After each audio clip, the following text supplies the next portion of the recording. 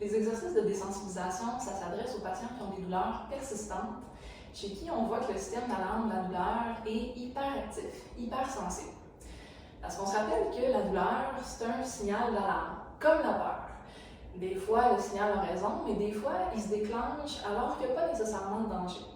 On peut penser à quelqu'un qui s'est déjà fait mordre par un chien et qui là a développé une phobie des chiens parce que son système d'alarme a appris que chien égale danger. Donc là, chaque fois qu'il voit un chien, le signal d'alarme de la peur se déclenche. Mais il peut se passer la même chose avec le signal d'alarme de la douleur. Le signal peut associer un certain mouvement, une certaine activité, une certaine position à risque de blessure. Et ensuite, quand le signal reconnaît ces activités et positions-là, il va déclencher le signal d'alarme de la douleur, alors qu'il n'y a pas vraiment de risque de blessure. C'est parce qu'il est devenu surprotecteur.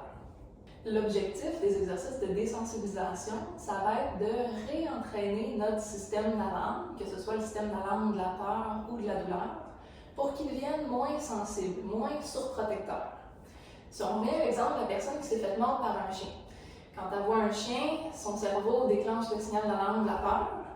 Donc, ce qu'on veut, c'est réapprendre au cerveau qu'un chien, c'est pas nécessairement dangereux. Pour faire ça, on peut demander à la personne de jouer avec un petit bébé chien.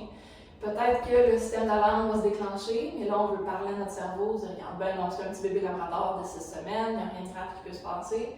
Puis tranquillement réapprendre au cerveau qu'on est en sécurité. Après ça, peut-être aller jouer avec le chien d'un ami et progresser comme ça. Mais on veut faire la même chose avec la douleur. Par exemple, si le cerveau a appris que la flexion lombaire, se pencher par en avant, ça a un gros risque de blessure, dès qu'on commence à se pencher, il déclenche le signal d'alarme de la douleur. Bon, on va vouloir décortiquer le mouvement, commencer doucement, peut-être avec des huitièmes de squat.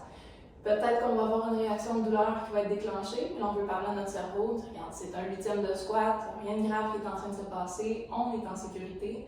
Réapprendre au système nerveux que le mouvement est sécuritaire et progresser graduellement. Une chose qui est importante à comprendre avec les exercices de désensibilisation, c'est que votre signal d'alarme, il n'est pas sous votre contrôle direct. Même si vous savez que ce n'est pas dangereux de se pencher par en avant, votre système nerveux en arrière, s'il a appris que c'est dangereux, il peut déclencher le signal d'alarme malgré vous. Donc, ce n'est pas parce que vous êtes au courant que l'activité est sécuritaire que le problème est réglé. Et, de l'autre côté, ça veut dire que si votre signal d'alarme se déclenche, c'est pas parce que vous pensez qu'il y a un danger. C'est la petite partie de votre cerveau qui apprend à reconnaître les dangers qui a fait cet apprentissage-là, puis ça, c'est pas sous votre contrôle. Donc, c'est pour ça qu'on va vouloir aller la réentraîner avec des exercices comme ça. L'autre point qui est à se rappeler, c'est qu'on vise à travailler le système nerveux. Ça veut dire que c'est un exercice qui va demander du jus de cerveau un petit peu. On ne peut pas juste faire ça en regardant la télé de la même façon qu'on pourrait faire un exercice de renforcement de biceps en regardant la télé. C'est important de s'engager activement dans le processus. Donc, on fait notre huitième de squat, puis on parle à notre cerveau. On regarde, oui, j'entends qu'il y a un signal de douleur, j'entends ton avertissement, mais on est en sécurité, tout est correct, puis on parle à notre cerveau pour le rassurer, puis pour lui réapprendre que l'élément qui est associé à danger n'est pas nécessairement dangereux.